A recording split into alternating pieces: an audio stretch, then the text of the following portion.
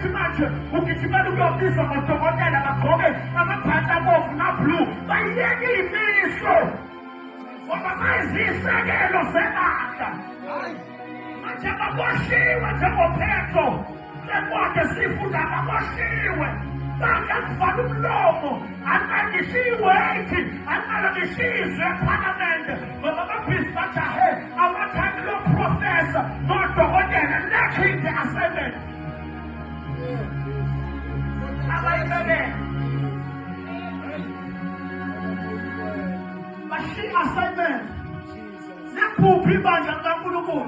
babhizi bazohlala ngosofa bama-podcast engabe bayama bamamezele ukuya kwenkosi uthi besemezalwane iyakuyo inkosi njengoba unale disorder nje babisisa lokho nakho inkosi yabuya baqhatha ngosofa bakhulume kuma-podcast lebandla likhona ethethenga